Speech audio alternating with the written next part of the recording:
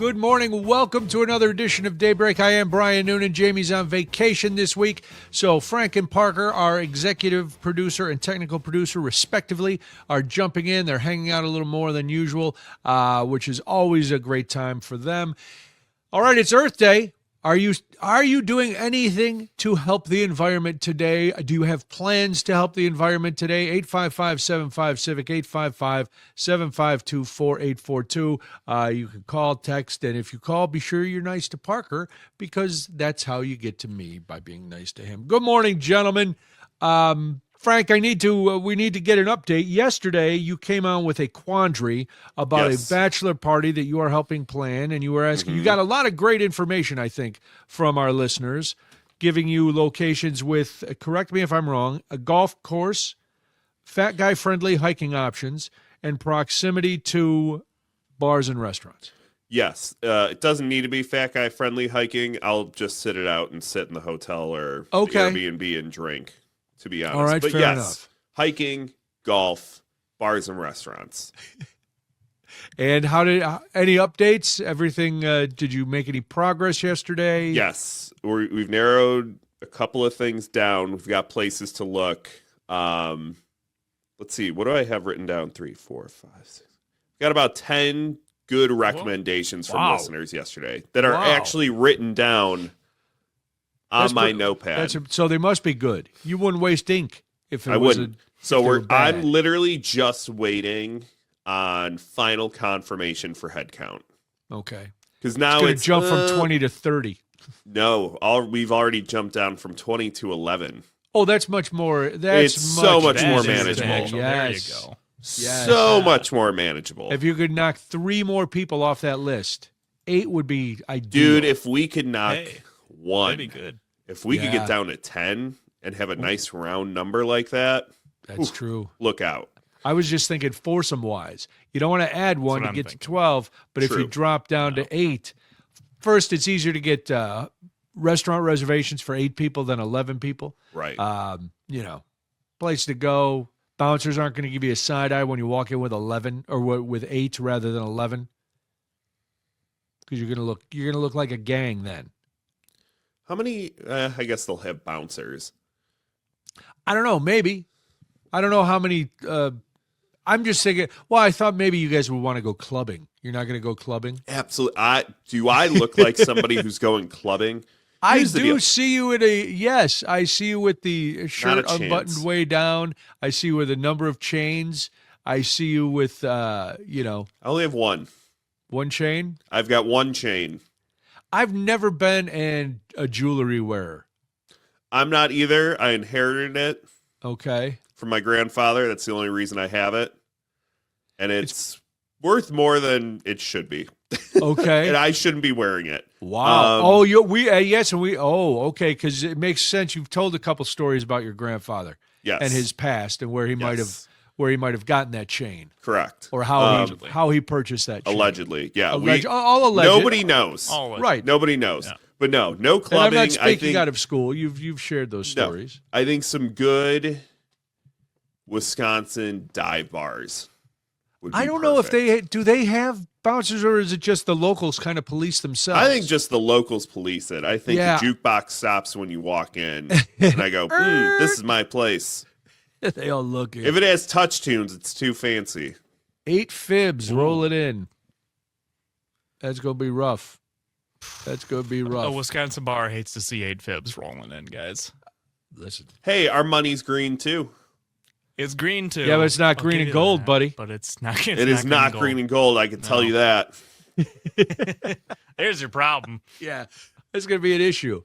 But, I'm glad you made some progress, and our listeners are always very helpful, so we appreciate that, too. Thank you, listeners. I appreciate some it. great suggestions coming in yesterday. I took my first step towards summer yesterday, gents. I took out all the deck furniture.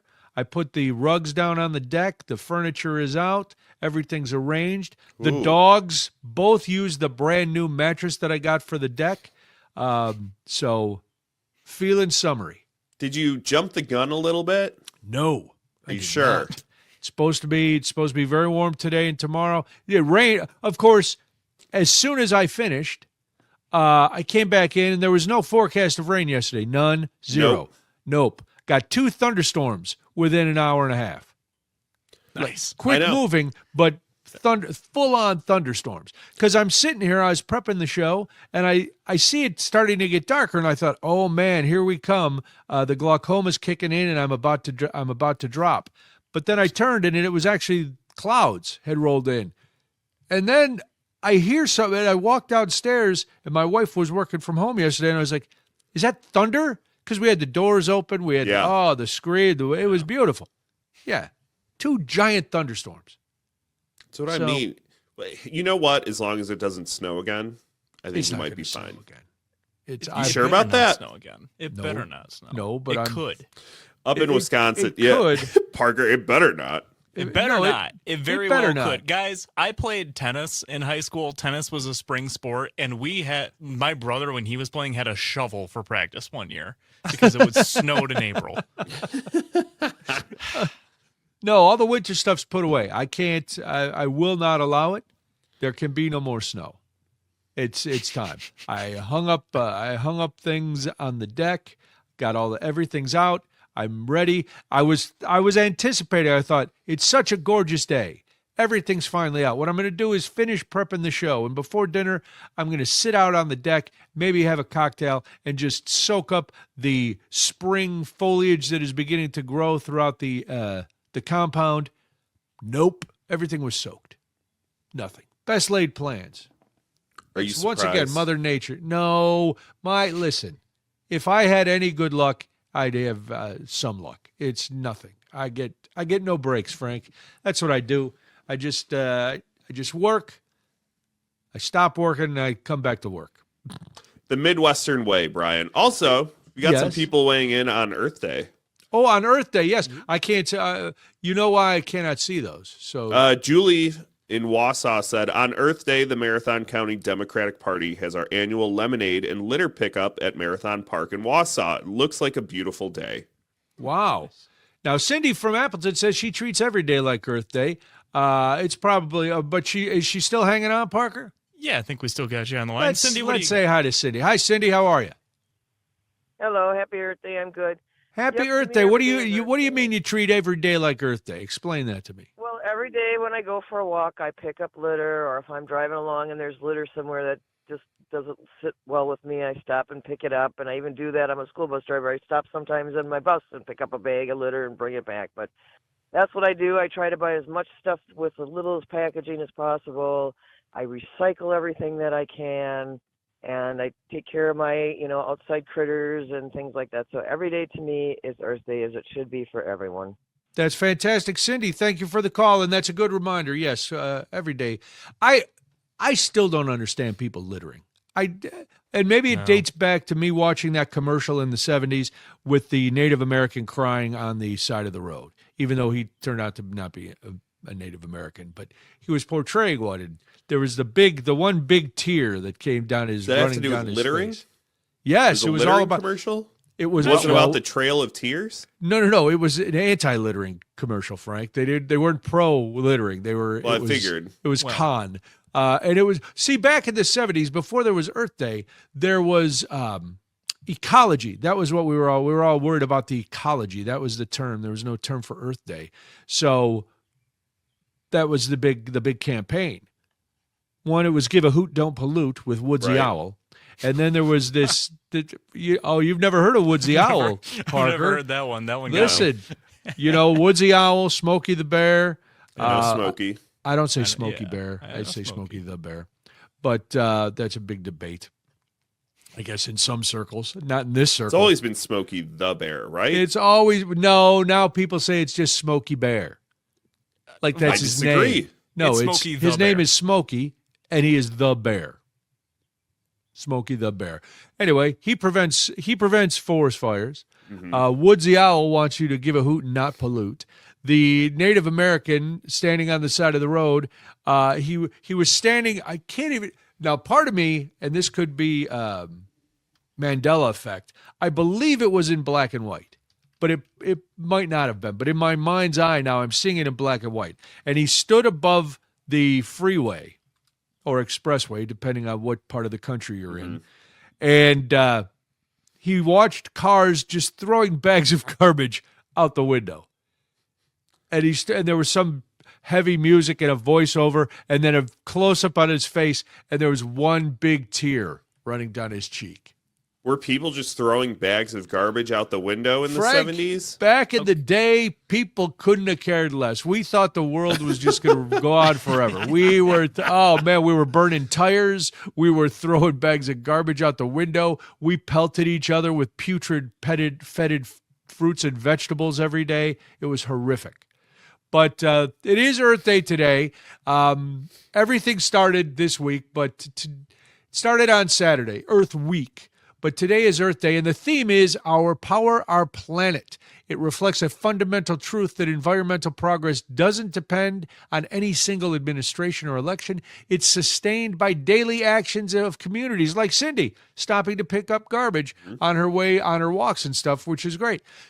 I live on a big, like a through street, not a little neighborhood street. There's always garbage out by the shoulder of the road. When I go out to get my garbage cans and go out to pick up the mail, there's always garbage out there. People throwing bottles out their window, people throwing McDonald's bags and whatnot. And I'm like, you pigs? So then I have to pick it up because it's in my yard and it looks horrible, I didn't know people still did that. People are... 2026? Do Frank? people do that? I feel like it's just loose stuff that like blows out the window. From of your where? You're very... No. Or wow, like, that's a out of the- stretch. That is, wow. That's an apologist stretch. Yeah. Oh, man, this 22-gallon garbage Brian. drop their trash just out the car. The bag of McDonald's, it flew. Just Did flew you out, see Frank. the wind? Okay. All right. my big green garbage bag full of... He's done with us. I see. Well, I see. you should I be see done how with I it. may be naive here. However, You are I don't- 100% naive. Please. It can't be that bad though. Stop.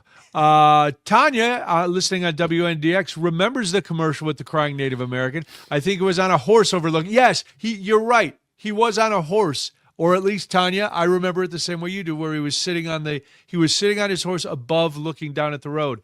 And then Mark in Prairie du Sac says, there was a bit on Hee Haw, gloom, despair, agony on me, deep, dark depression, excessive misery. If it's not for bad luck, I'd have no luck at all. That's me. Listen, I just got that tattooed on my back, Mark. It's a huge back piece now. Yep. It's an eagle holding a pig, and the pig has that on its side. That's what we do. That's how we do it. Okay, well, that's Earth Day. It affirms the environmental progress is real, resilient. And listen, here's the lesson take from today. Roll up your windows so all your garbage doesn't fly out of your car. Like Parker doesn't want to see that. I don't know. I don't. Who's Fred Sanford driving around with their car full of garbage that things are just flying out? He doesn't get that reference either. I don't care. I made the reference for the people who get it. If you don't get the references, catch up. Is it time for Congress to regulate AI? We'll talk about that and more. This is Daybreak. I'm Brian Noonan. This is the Civic Media Network. Now back to more of Daybreak with Brian and Jamie. Good morning. Welcome back. I am Brian Noonan. This is Daybreak. Jamie's on vacation, but she'll join us back next Monday. We assume. That's the plan anyway. But for now, is it time for Congress to regulate AI? 855-75-CIVIC, 855-752-4842. We've been talking, we talk about AI a lot in all different areas. There was the big problem with the Defense Department and the AI company that didn't want to give them complete control over their system because, quite frankly, nobody knows yet the full potential of AI, what it can do, how it can help us. And I know, listen, I'm not so old or so set in my ways to say that AI is not a good tool. The problem is, once something is a tool, we become more and more dependent on it. And once we put all our confidence and all our dependence into a tool, then we can't ever go back. We can't get rid of it. Think about it now. Before the show, I had a little computer problem. Then Parker was having some computer problems on his end. And, when I started in this business with Marconi, doing the first radio show, we didn't have computers, Parker. Imagine. no computers, no cell phones, no text line, no nothing. Oh, God. We came in with a pile of stuff and we talked. And if people wanted to get involved in the show, they had to call on a rotary phone. And then, and then the producer would put them on the air. That's how it worked. Well, now think of us doing shows without computers and stuff. It would be, forget it. The internet, we got to have it. Terrifying. Yeah, we didn't have an internet, Parker. You know how we found content? We had stacks of newspapers and magazines, and we went through and we cut out stories. Literally cut them out. Literally would cut them out.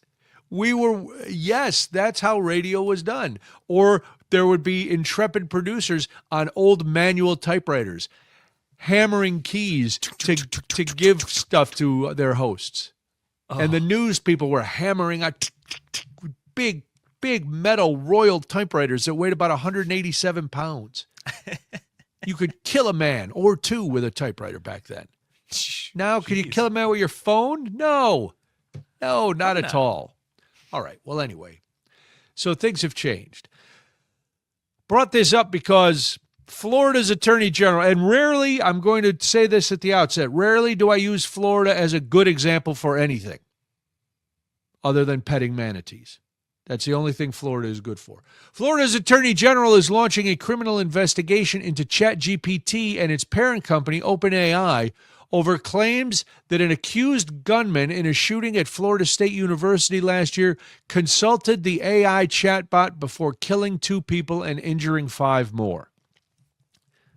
I guess if you think about it, you can put all kinds of questions right now into ChatGPT, right? A lot of people use it just for professional reasons, for their resumes or cover letters or writing presentations, things like that.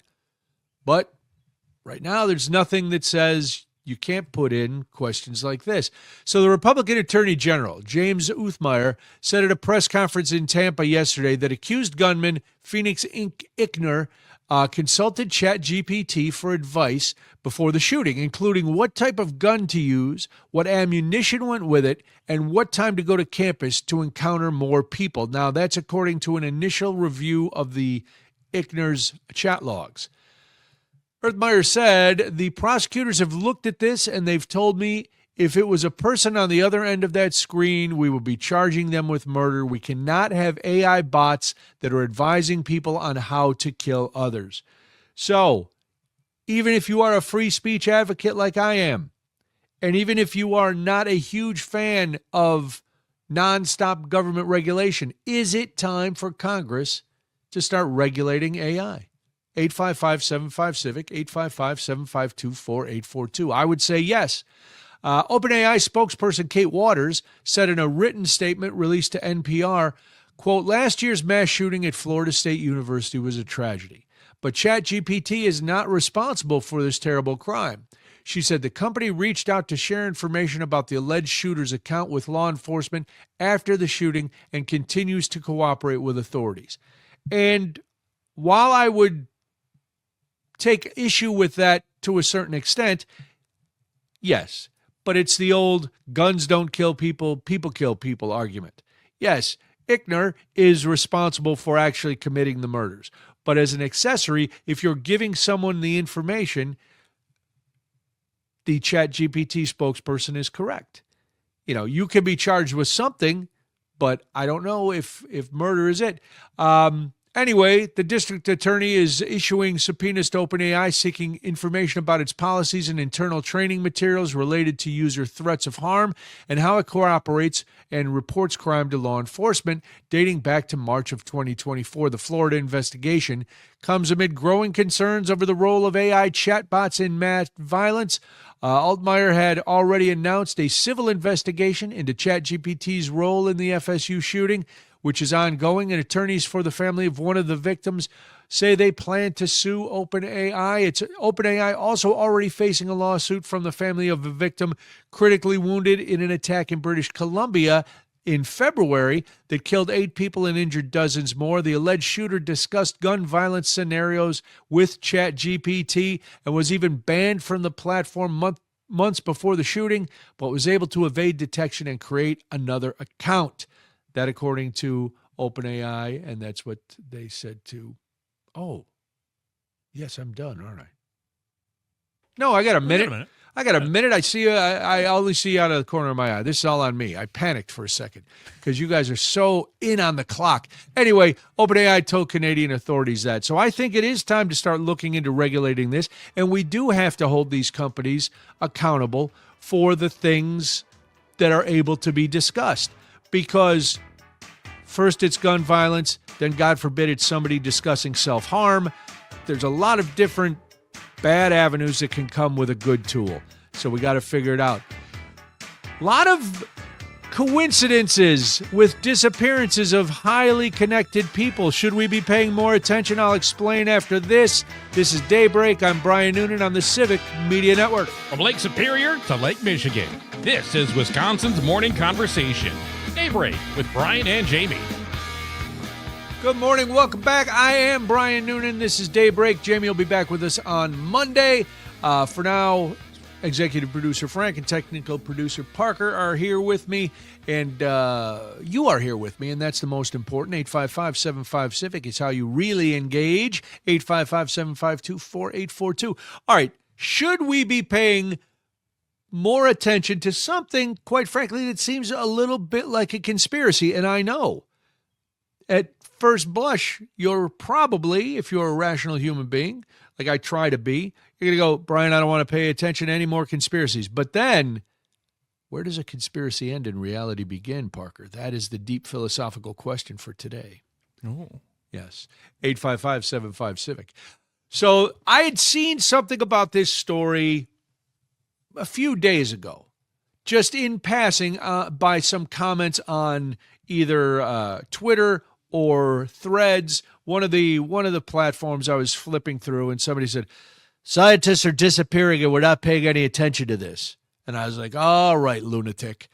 Well, then I start seeing it more and more places, and I'm seeing it in on CNN, and I'm seeing it in the New York Times, and I'm thinking, well, maybe we should start paying attention to the fact that at least 10 scientists tied to sensitive U.S. research have died or disappeared in recent years. And finally, there is a federal investigation.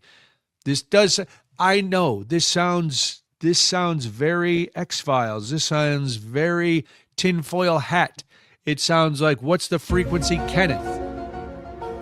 But Parker, you are correct. The truth is out there.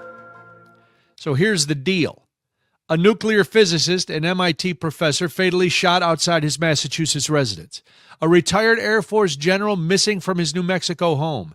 An aerospace engineer who disappeared during a hike, Frank don't go hiking, in Los Angeles.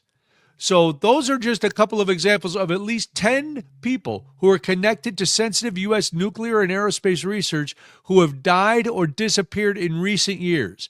Because of those coincidences, oddities, chain of events, well, now we have concerns about whether they're connected, and they have fueled speculation online about the possibility of nefarious activity.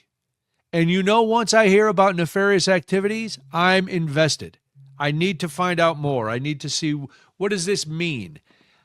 So the FBI, and we have so much to say about the FBI. We're not going to say it right now, except Kash Patel is in for a rude awakening once Discovery starts.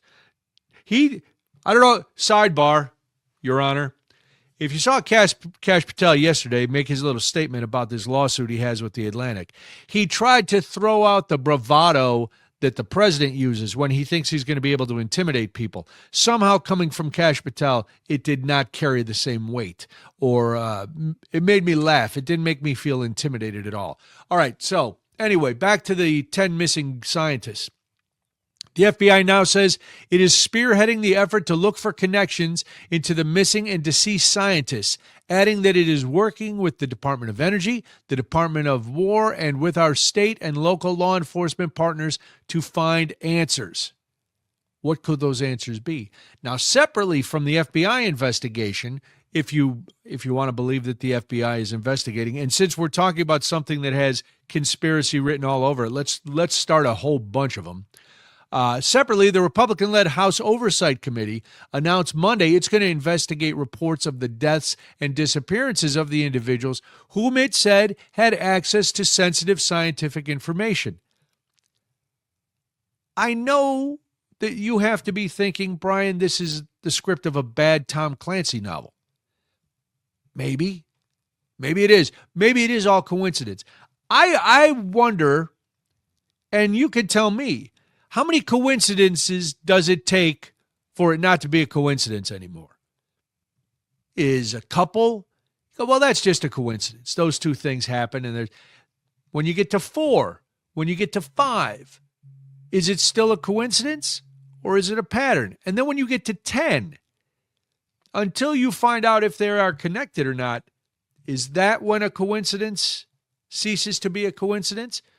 Let me know, 855-75-CIVIC, 855-752-4842. All right, so the reports raise questions about this and about a possible sinister connection between the deaths and disappearances of the committee said in a statement.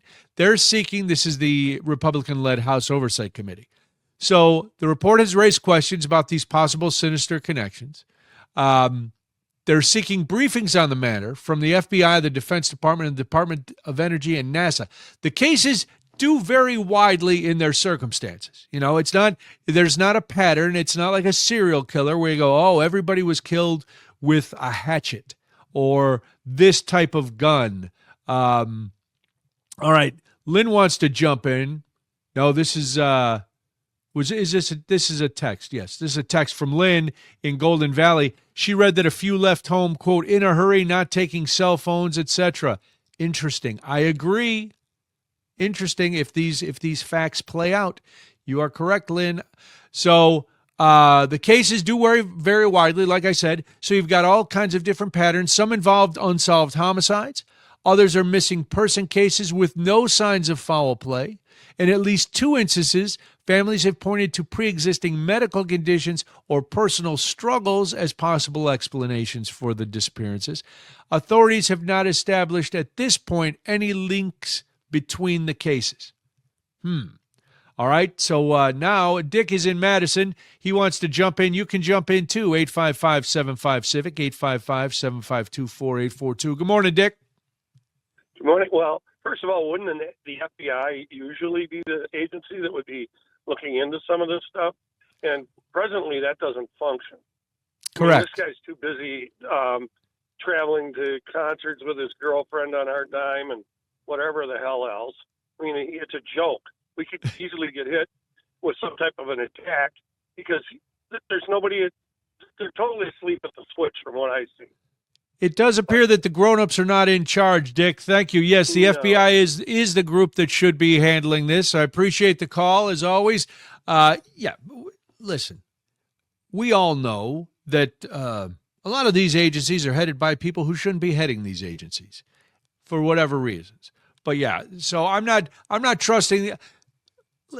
This is what feeds into more conspiracy theories. When you don't trust the people who are handling the investigations, that's when you start to panic and you go, oh, maybe this is odd. But the string of mysterious deaths and disappearances began in 2023, Parker. Lawmakers say with the death of Michael David Hicks. He's a scientist who worked at NASA's Jet Propulsion Laboratory for nearly 25 years. Now, in the years since his death and disappearance, the several others connected to the Jet Propulsion Laboratory have also died or disappeared. In recent months, the deaths of several acclaimed scientists have also fueled speculation. It's hard not to, and maybe it's a flight of fancy to start putting these in cinematic context. Perhaps they are just random, unconnected deaths of people who tended to work at the same place in highly sensitive areas. Now, since 2023, a lot of people have died or disappeared in the country and in the world. We don't hear much about them because they're just random folks. They're your neighbor. They're the person down the street. They're a guy working in another state that has a job that pays, supported his family, but didn't really make national impact where we would pay attention. But we got scientists who all work for the JPL. We got people who are connected to other sensitive information. I don't know. Well, what does the president think of all this? That's a good question. What does the president think of anything? He said he hopes the disappearances and deaths are just a coincidence. Well said, sir. Yes, sir. Well said. Thank you. Thank you, President Obvious, for stating that fact. I don't know, Parker. What if I watched Clear and Present Danger, not really connected. I also watched Haunted Mansion, and those movies had nothing to do with each other, but I watched them, and so I thought I'd bring them up right now as part of this conversation. No, well, of course we hope it's not a coincidence, but how do you think that it's not? He also went on to say the White House is, Caroline Leavitt, his watchdog, came out and so I shouldn't say that. Apologies. Take it back.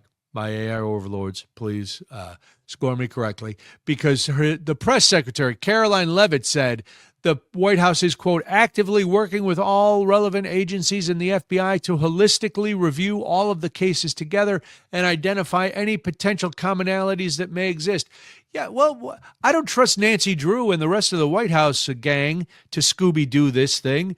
I want some professionals looking into it. And it, is the oversight committee going to be the one that gets it done? I don't know. And just because I don't trust Kash Patel as far as I can throw him, I do trust that there are a lot of dedicated people at the FBI who, once they are put on a case, are going to follow that case through to the end. So I have doubts about the FBI leadership. I do not have doubts about the FBI personnel. I know that if it comes to it, they will find out if there's any connections. I don't know. It just leaves me wondering, what could all the connections be?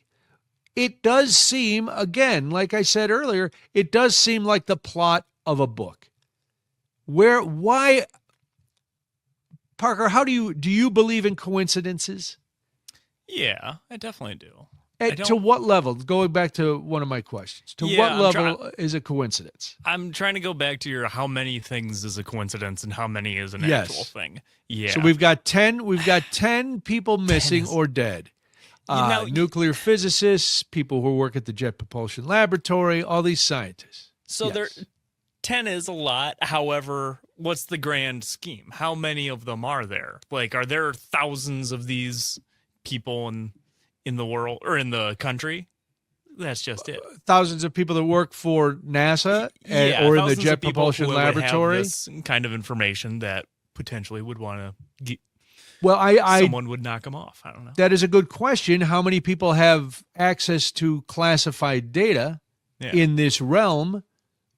But still, even if, say, it's 1,000 people, 10 is still a pretty big coincidence. 10% to all happen in the last couple of years. Yeah. And all in the same. Now, I guess if you were an actuary and you took the amount of deaths in the United States from 2023 till now, and you spread it out with all your data and your graphs and all that, it would probably, in the overall deaths, it would be a very minor percentage. Yeah. Then you would have to take down to, like you said, okay, how many people work at the Jet Propulsion Laboratory? How many nuclear physicists are there? Okay, now how many of that number then have access to classified information? Now that's a smaller number. Now you've got a smaller number and you still have 10 people. And it's a group of people, though. I don't know what the ages are of these folks that have passed away. Is this a group of people who is maybe a little older and is in a high stress job? Well, I would think there are high stress jobs. See, yeah, I like that you're being logical about it. I like to be a little more. I like to cloak and dagger. I like to think that there's some ulterior motive to this whole thing. But we don't know about that. We've got to keep moving on. There's invasive species all over Wisconsin. I'll tell you what they are and how you can get rid of them after this on the Civic Media Network. All facts, no fiction. It's Daybreak with Brian and Jamie. Good morning. Yes, I like to pause a little because Here's the thing, Parker. Now, we're at day 3 of Jamie being on vacation. Yeah. And normally, I'm like Pavlov's dog. I hear the big voice guy, I hear the nice music, and then Jamie will say something pleasant, like good morning. She welcomes people back, and then I snap to. Well, without Jamie here, nothing's snapping me to. I'm focused on invasive species that we're going to talk about, because people are starting to garden. They're getting out, they're cutting their grass, they're looking outside, and they're going, oh, what is this? But yes, that's why there's the pause. I think yesterday at the beginning of Swiper's Day, I completely blanked. I was like, who's starting the show? To be fair, I think you were assuming that Frank would intro that because it was. I don't know. Yeah, game. I don't know. Maybe I was just. I don't know. Would you like going forward for the rest of this week? Would you like me to yell at you at the start of every segment? Yeah. What's after the big voice guy does here's Daybreak with Brian and Jamie, you just go, Brian! Hello. Yes. Yeah. Hi. Well, hi, everybody. I am here, and quite frankly, I am paying attention. I'm just always looking at something else for the show. I need that other. I don't know. We'll get it straightened out. Anyway, why don't you call in and wake me up? 855-75-CIVIC, 855-752-4842. It is gardening season. I do not garden. I cut the grass. I weed whack. I sometimes will put down fertilizer. Not this year because fertilizer prices have gone up, as you know, because the Strait of Hormuz is under blockade and closed. But that's neither here nor there. That doesn't affect your yard or your garden. But what could affect it are some invasive species and plants that are coming to Wisconsin and are all over. And once again, without Dr. Fauci telling us, we must stop the spread, because invasive plants come in and, oh man, things get dicey. So some of these species are so prevalent that controlling them can be difficult, but for others, identifying, reporting, or removing them can make a significant difference in their ability to spread, and it is happening all over the state. So if you are outside anywhere, or if you're going on a hike, like Frank on his bachelor party, if you're hiking through and you happen to see one of these invasive species, and you'll have to do a little research to find out. I saw this story in the Milwaukee Journal-Sentinel, and they have pictures, so maybe you want to print that out and carry it with you so you can identify invasive species. That will make your walks that much more exciting, Parker. You won't be listening to whatever it is you listen to on Spotify, sea shanties or funeral dirges or whatever it is that you listen to. Now you can also help the environment on this Earth Day by taking care of invasive species. This sounds riveting, Brian. Right. I would love to carry around photos of invasive species. Here's the thing, Parker. You can help prevent the spread of invasive plant species by cleaning your shoes, cleaning your vehicles, and other equipment before entering or leaving natural areas. So, like if you're hiking in one natural area, clean your shoes before you go into another natural area. I'm going to be honest, that's not going to happen. And I don't drive my car through a lot of natural areas. No, you're not a natural area car kind of guy, are you? Well, who takes their car into it? Do you do four-wheel in your Civic? That doesn't seem right. I don't have if I had a four-wheeler, I'd be four-wheeling through fields and things. But I have a Santa Fe. It's not really an off-road She ain't going in the woods. No, she's not going in the woods. She barely makes it down the road. So some of the officially listed invasive species are stiltgrass, Japanese stiltgrass to be specific. So here are some that you need to be responsible for quickly. Siberian squill. It's a hardy plant with deep blue flowers that bloom in early April. I think I have some of those in my yard because I have things popping up that have beautiful blue flowers, and I'm like, oh, those aren't weeds. Look how it's like I have a wildflower garden in my backyard. I'm not going to worry about that. But to remove Siberian squill, you can smother it with cardboard or landscaping fabric and wood chips. Dig it up or use a weed killer. That sounds violent. I don't know. But it does displace native plants. Lesser celandine is another one, Parker. I like greater celandine, but the lesser celandine no good. Land managers across Wisconsin are asking the public to look for and report populations of lesser celandine, which is newly spreading across the Midwest. Milwaukee County is a hot spot for this, according to UW-Madison's Division of Extension. It has also been documented in Dane, Waukesha, Rock, Walworth, Racine, Kenosha, and Ashland counties. It is spreading. It is invasive. So you got to take care of that. Japanese stilt grass, the aforementioned, you can hand pull that. It's a grass that thrives in the shade and can form large mats covering the floors. So there's a lot more. I don't know. We tried gardening. For a couple years we were growing vegetables in one of those elevated boxes, and I like that. And I like keeping my yard nice, but I'm not one of those guys who is fixated on it and obsessed with it. I don't cut it 3 different ways to try to have stripes. Brian, you're not retired yet. That's true. Yeah. I guess. I just want to here's the other thing. If I look out and it's green and it's mowed, I don't care what's causing the green. If it's grass or if it's weeds, from a distance it all just looks green. Okay. And for me that's enough. But if you are a horticulturist, if you are involved in environmental studies, if you are somebody who's out in nature all the time, keep an eye out for some of these invasive species, especially in your yard. But you could help out, Parker. I'm just saying. I could. You Hey, could. and I'm not saying you have to. Remember, just because it looks pretty doesn't mean it's supposed to be there. I was Right. reading, I don't know if it was this article or another article I was reading, but somebody was like, yeah, no, this plant, people were like, oh, it looks pretty, let's keep it. And they're like, actually, no, this is horrible for the native species. Yeah, there was one that I found in my yard last year that I looked up, and it was, this is very dangerous and invasive. I was like, wow, it looked very flowery. That's how they get you. That's how those invasive species get you. It's like when you date somebody and you go home and they take off all their makeup and stuff, and you realize, wow, lighting is important.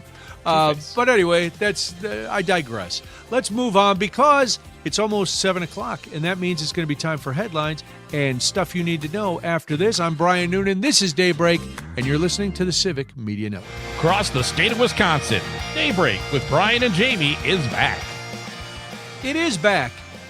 See, I was ready. I was ready to go. We are back. I'm Brian Noonan. Jamie will be back on Monday. If you want to get involved in the program, we'd love to have you. 855-75-CIVIC, 855-752-4842. Don't forget to visit our new social media platform channels. We would love to see you on Instagram or Facebook. It's Daybreak with Brian and Jamie. You just search those and then like us, follow us. We'd appreciate it. And then, then we can tell the suits, hey, look, we're very, very popular. And they'll say, okay. What does that mean to us? And I'll say, nothing. I just wanted you to know. Either way, Instagram and Facebook, Daybreak with Brian and Jamie. You can also download the free Civic Media app so you can listen to us wherever you go. And don't forget, if you've missed any part of any of the shows, you want to hear some of the interviews that we do, you can go to civicmedia.us or Spotify. That's going to be the easiest thing because we're cool like that. Go to Spotify, download our podcast, subscribe. Then they're always right there. And maybe you're out looking for invasive species somewhere. But you say, wait a minute, Brian told me about this snodgrass or whatever it was. Let me check that out. And you listen to the podcast about it. That would be fun. If you have a real loose definition of fun. All right. It is time. Yeah. Listen, I don't yuck anybody's yum. I don't even know what that means, but the kids say it, so I have to say it. Anyway, let's check some headlines from the Iranian war of choice that the president has launched. Anyway, here's some headlines. U.S. President Trump said he extended the ceasefire with Iran until peace talks have ended, despite his prior vow not to prolong the truce. Trump said the U.S. was waiting for a, quote, unified proposal from Iran's, quote, fractured government. I would say don't hold your breath. It doesn't appear that Iran is making any efforts to be dictated by your timetable. And also, man, I predicted this yesterday, Parker. Yesterday was Tuesday. Yeah, you did. And Taco Tuesday, big talk. And then we extend it indefinitely. Ceasefire indefinitely. So is that, in his mind, the end of the war? That's the question. Well, I extended the ceasefire indefinitely. Okay, what does that mean? You still have the blockade up. Anyway, also yesterday, a senior Iranian commander warned neighboring Arab countries to, quote, say goodbye to oil production in the Middle East if they allow the U.S. to resume attacking Iran from their territory. More headlines. At least 2 container ships were hit by gunfire in the Strait of Hormuz, according to a maritime agency, following Trump's announcement. Iran's Revolutionary Guards previously said it would shut off the strait until the U.S. blockade was lifted, which we don't see any timetable for the blockade being lifted, because meanwhile, Trump said the U.S. would continue its blockade on Iranian ports, which Iran's foreign minister previously said amounted to an act of war. The president said lifting the blockade would undermine the process of a peace deal. No, that's the kind of, again, I am not a trained diplomat. I am an average at best negotiator. But I think if you continue to have aggressions against a company, or a country rather, it really is detrimental to peace talks. So maybe you pull the blockade, because if you remember, and I know, put it on the tally board, how many times have I repeated this? The Strait of Hormuz was open before we bombed Iran. Everything was fine. Parker's going to his notebook. This, I think, was the 1017th time I have mentioned that. I will mention it again because it is true and it is important. Also important, oil prices are rising today following reports of Iranian attacks on container ships near the Strait of Hormuz just hours after the president extended a ceasefire with Iran to allow more time for peace talks, which are not going to happen again because he won't lift the blockade. It's just a circular cluster of insanity that is not being taken care of, and I don't know how it will or when it will, and we all pay the price. And then more and more people die. It just keeps going. All right, well, those are the uplifting headlines from the war. Now, let's delve into a little more stuff you need to know. It's a wake-up call in more ways than one. Time for some you need to know. A few more details on the ceasefire, the indefinite extension. So the president announced yesterday he's going to extend a ceasefire with Iran hours before it was due to expire, pledging to refrain from attacks until discussions with Tehran are concluded one way or the other. Trump said Iran's leadership was seriously fractured and needed to come up with a unified proposal. As far as I know, again, there's only been one consistent message coming out of Iran. There has not been, the regime, then the president of Iran, no, everybody, that's one message. So, and part of the other part of the problem that Iran does not want to come to the table is because Trump is doing all this diplomacy on social media, and they feel like he's trying to threaten them through social media rather than having adults sit down and have conversations. Well, he also made the announcement as talks were scheduled to take place between the U.S. and Iranian delegations in the Pakistani capital of Islamabad. Those were postponed amid uncertainty about the broad strokes of the deal. Vice President Vance and other U.S. negotiators remained in Washington instead of leaving for Islamabad as originally planned. A U.S. delegation was expected to depart yesterday for a second round of face-to-face peace talks, but Vance stayed behind to hold, quote, additional policy meetings at the White House. Iran had yet to confirm its attendance at the Islamabad talks, instead warning that it is prepared, quote, to unveil new cards on the battlefield. The ceasefire was originally set to expire today. Trump accused Iran of violating the ceasefire numerous times in posts on Truth Social early yesterday. In an interview with CNBC, he said the United States was, quote, going to end up with a great deal, end quote, from the negotiations. I think they have no choice. We've taken out their Navy. We've taken out their Air Force. We've taken out their leaders, Trump said. Just a little clarification on that. Might be true, but their Air Force, their Navy, and their Air Force and their Navy were ancient. And we gave them to Iran way back in the day. So this is an old Navy and old Air Force that we have bombed. And we didn't take it. We took out their old leadership, but they had new leadership ready to go. So we didn't really do that either. When asked whether the U.S. would resume bombing if a deal was not reached by Wednesday, the president said that he expects to, quote, be bombing because that is a better attitude to go with. He added that the military is raring to go. This does not sound like a ceasefire. I don't know. I mean, I know he's the president, so who can really stop him? But his rhetoric does nothing to help a situation. All his rhetoric does is inflame things. Iranian officials said in statements yesterday that they would not bow to U.S. pressure and said they maintained readiness in case of attacks. All right. Brian, is there any other stuff we need to know? Yes, thank you for asking. Here in Wisconsin, spending by outside groups dropped sharply in the state Supreme Court race. We've talked about this a little as the race was going on, but a new report says that spending by outside groups on Wisconsin's most recent state Supreme Court election dropped sharply from the levels seen just a year ago. That's according to new analysis by Wisconsin Democracy Campaign, a group that tracks campaign spending. So the April 7th election for a seat on the state's highest court ended up with the good old-fashioned shellacking.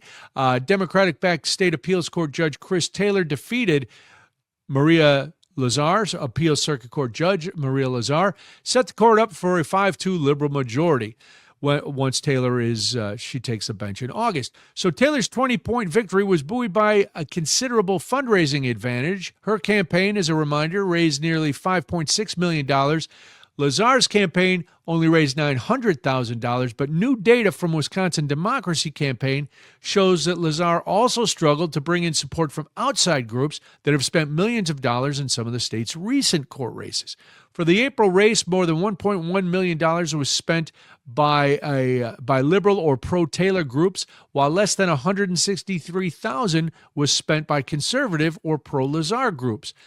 We already know the next state Supreme Court election will be next April. That's for the seat currently being held by conservative Justice Annette Ziegler, who announced last month she is not going to seek another 10-year term. Liberal Clark County Judge Lindsey Brunette has already launched her campaign for the seat. Like the day after, I think on April 8th is when she announced. And I'm not being facetious on that. I think she announced right away.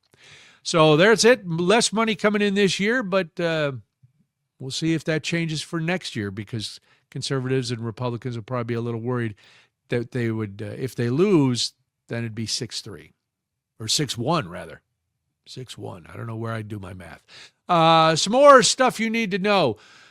The president's approval rating on the economy has slumped over the past month as the Iran war drives prices higher. That according to a new AP NORC poll, with even Republicans showing less faith in his leadership.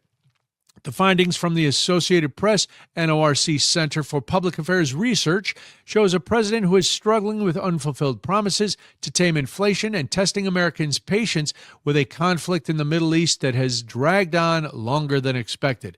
Trump's approval rating on the economy dropped to 30% in April, from 38% just a month before. A similarly low share of U.S. adults, 32%, approve of the president's leadership on Iran, which is unchanged since last month. The president's policies and pronouncements have often been at odds with each other.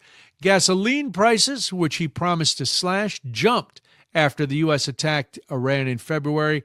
His tariffs have kept much of the economy in limbo.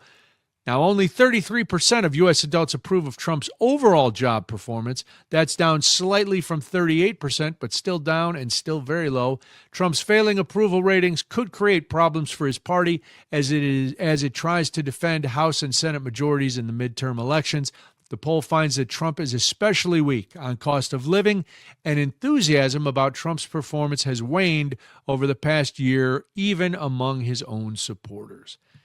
Yes, cost of living. You know, I know they like to say that cost of living and affordability is a made-up term. It's not made up for you and I, who actually have to decide if we can afford things. In a lot of cases, we cannot. And so we're looking for some, and it's not unusual for a president, no matter what party, to be blamed for cost of living and the economy. That's just how it goes. If people are unhappy, and that's how this president got elected, by he played on a lot of different things, which are up for question all the time. But he also played on, He didn't use the term affordability, but he talked about gas prices. He talked about bringing down grocery prices. He talked about all of that without using the word affordability. Then when Democrats say, well, we have an affordability problem, that's because we're highfalutin and use big words, Parker. We use multisyllabic words to describe things. We don't just go, food costs bad. We say there's an affordability crisis, which means the same thing that he campaigned on, but now it's a made-up agenda. I don't know. I don't think it is. But who am I? All right. When we come back, we're going to take a deep breath. I'm going to try to remember that I have to introduce Swipe or Stay, and then we are going to play Swipe or Stay. But after that, later this hour, we're going to talk to a transplant surgeon from UW Healthcare. There is an alarming number of people taking themselves off the organ donor registry. That's due to a new proposed rule by the federal government and Medicare and Medicaid. So we are going to talk all about that and what it means for people in Wisconsin who are on the organ donation waiting list and people who are considering donating their organs. So we'll talk all about that as the hour continues. This is Daybreak. I'm Brian Noonan, and this, of course, is the Civic Media Radio Network. Let's break out of the bubble and see what's happening out there in pop culture. It's Swipe or Stay on Daybreak. Hey, I'm ready this time. I can't believe it. I get to introduce Swipe or Stay. This is where we talk about pop culture, and Frank gives us some games, but he's got the rules. I don't have them. Hi, Frank. How are you? I'm doing great. Thank you for introing, Brian. It's still not as good as when Jamie intros it, but it's good. Wow. It's I cannot be acceptable. shamed. Maybe Jamie cares about it more than I do. That could be. Maybe I'm apathetic. Maybe Parker, I just... can you mute his mic? I'm kidding. We need him. Yeah, I can. We need him for the show. And I want to hear his opinion on whether to swipe or stay. Is that So how here- this game works? That's how this game's going to work. So I'm going to read some pop culture headlines. Brian, you'll get to decide, or at least have a vote, of whether to stay on the story and hear more or swipe on to the next one. Parker, you're also going to get a vote today. Oh boy, a vote. Then if you two knuckleheads can't decide whether to swipe or stay, Boy, a vote. I'll probably just end up staying. So here we go with story number 1. Okay. Late wrestler admits drug use in documentary. Oh, a late wrestler, so he's dead. Yes. Yeah, I'm all about wrestling. I watched a little I know you WrestleMania are. the other day for fun. Did you really? I did. It was on. I hadn't watched it WrestleMania in forever, and I saw the man Becky Lynch wrestle. I don't think Parker? I've ever watched any. I'm swiping. I wonder what's going to happen. We'll say to kill time. Okay, so I'm not a wrestling person either. I this don't kind get of- it. It's the I number used to one. be. I just don't understand it. Yeah. Don't you understand? But this is a very popular wrestler. The late Hulk Hogan admitted Terry admitted to- Bollea. admitted to taking life-threatening amounts of fentanyl every day to manage his pain while performing for total nonstop wrestling.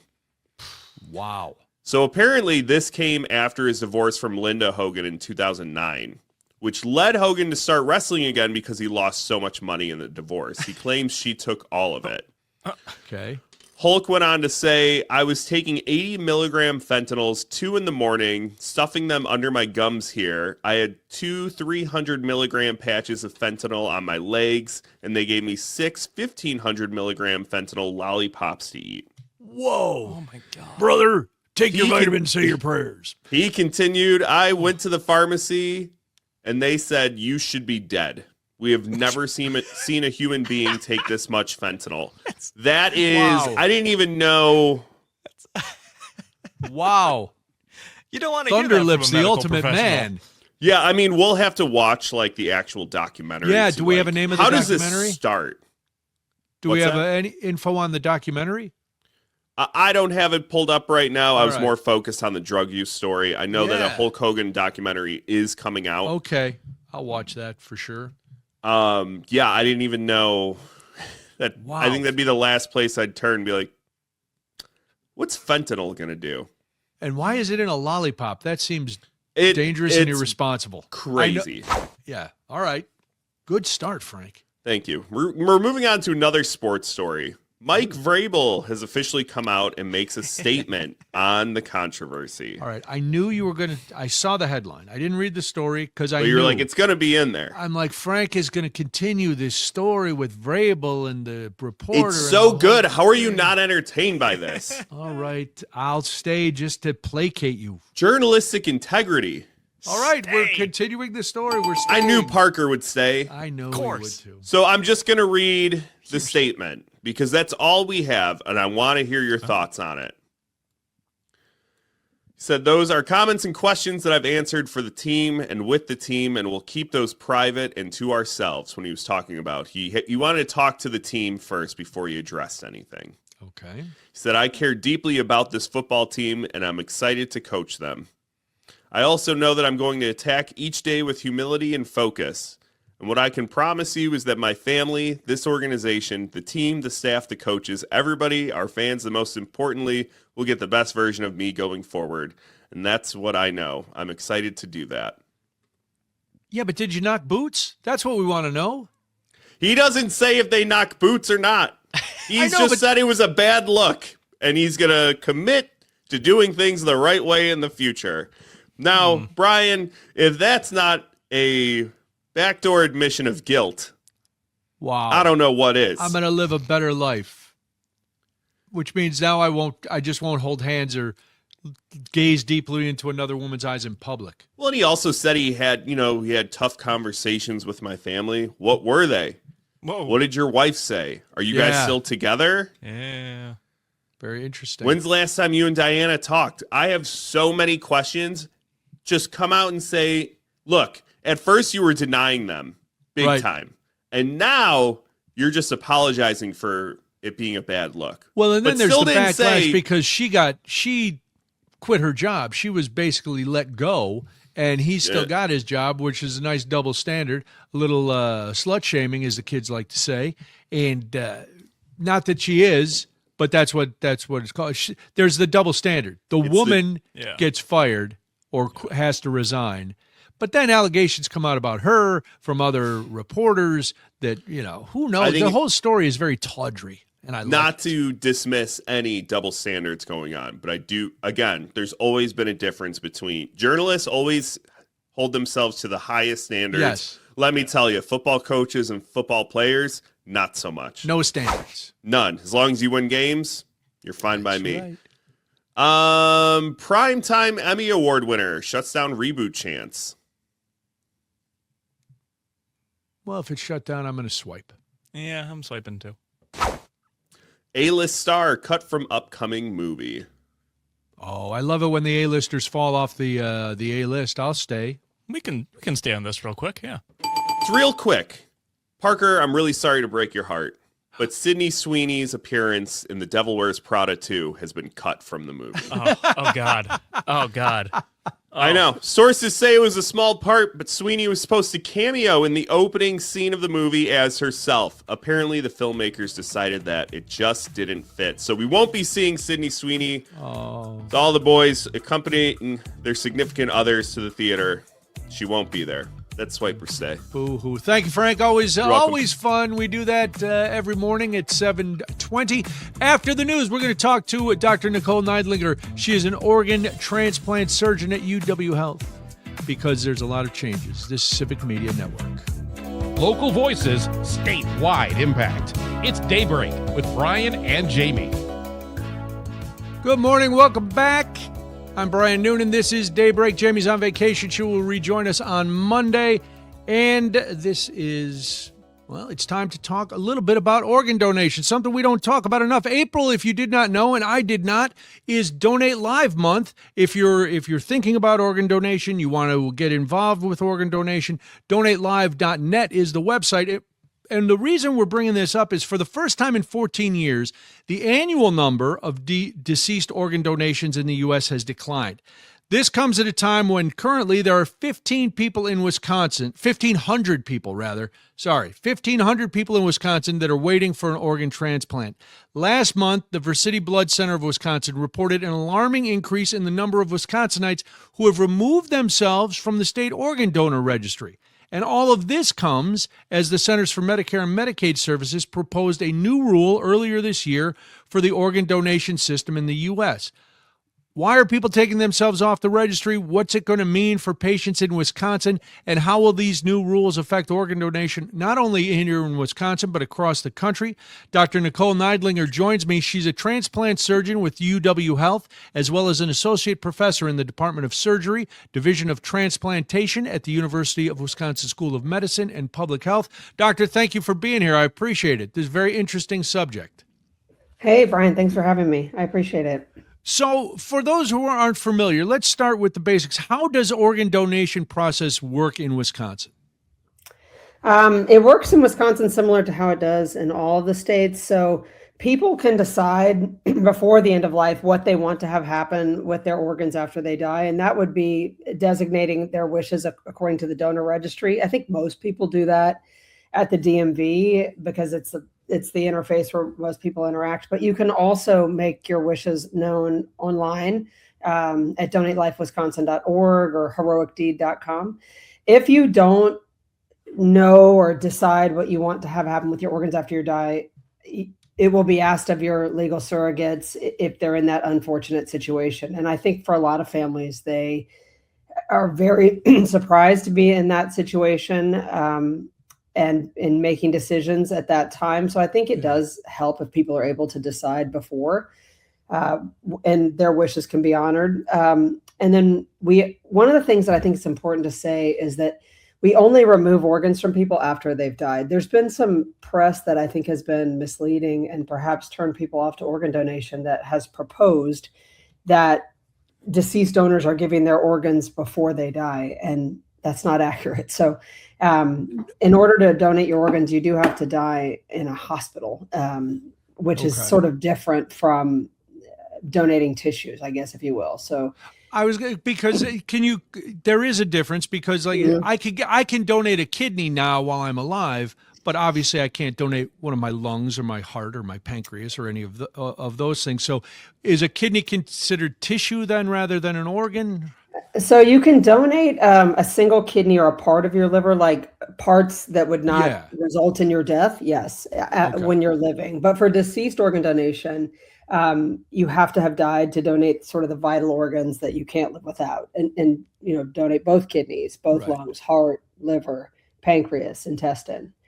Is that why we're seeing? Pardon me. The decrease in people taking themselves off the registry, because it doesn't, most people common sense, you would think, well, they know you can't donate your organs while you're alive. I think there's been some articles in the press and media which have, suggested that organ donation is something other than generous and altruistic, which I think is probably unfair to a lot of the families and donors who have given this amazing gift. There's some stories in the media where I think have not painted the entire picture accurately.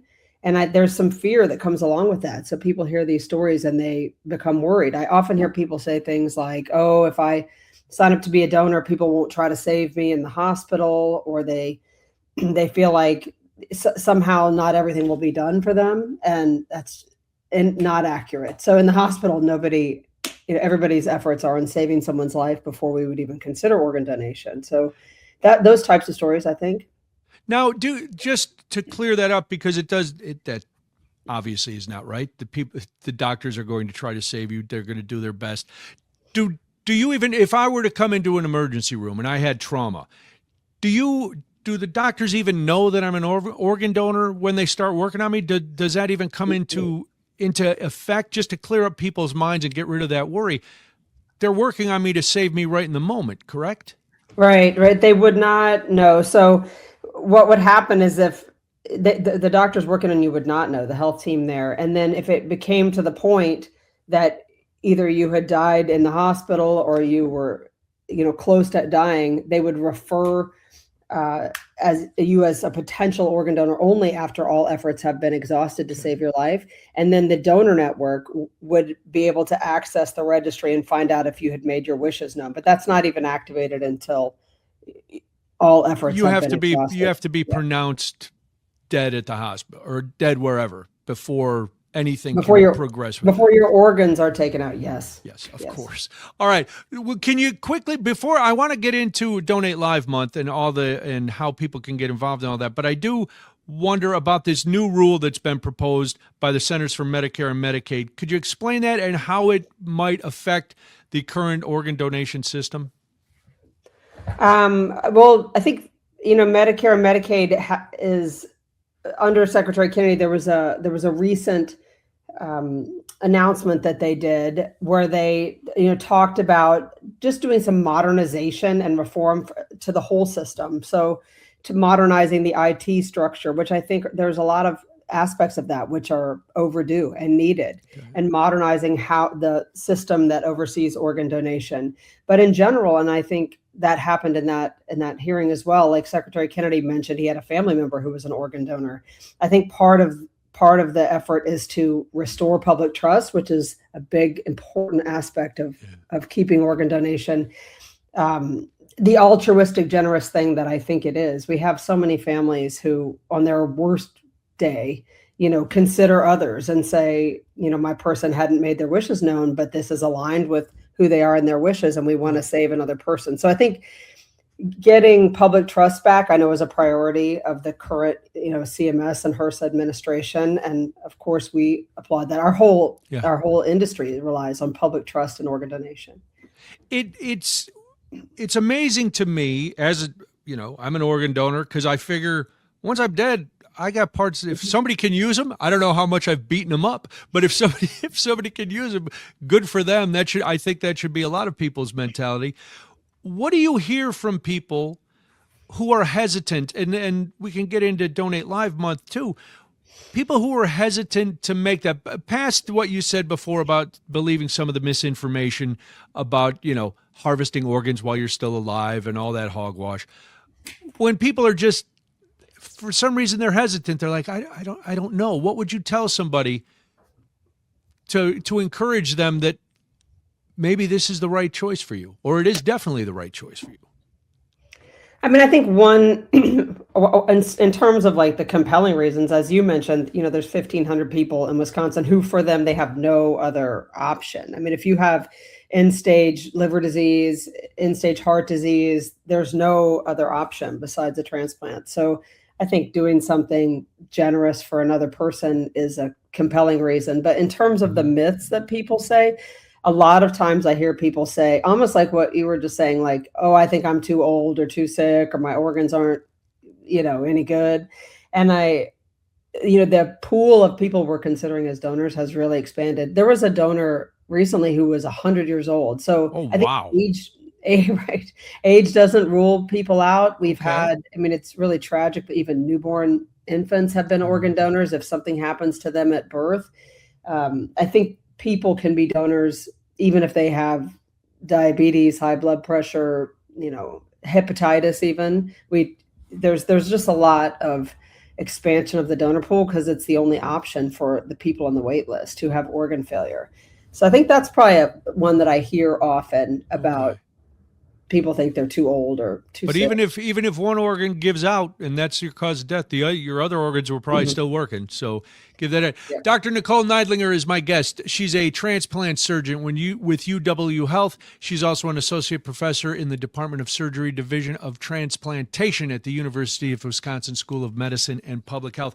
All right, so I mentioned that April is Donate Live Month. You can go to donatelive.net. You can also go to donatelivewisconsin.org.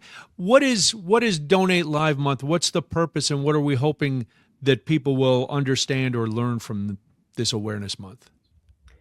I mean, I think it's really important, again, like bringing it back to public trust, to educate the public about and sort of rectify the myths and misconceptions that are out there, especially in the face of some of the negative media stories, and remind people that donating their organs is an amazing thing to do. People often say things to me like, it allowed my person to have a legacy.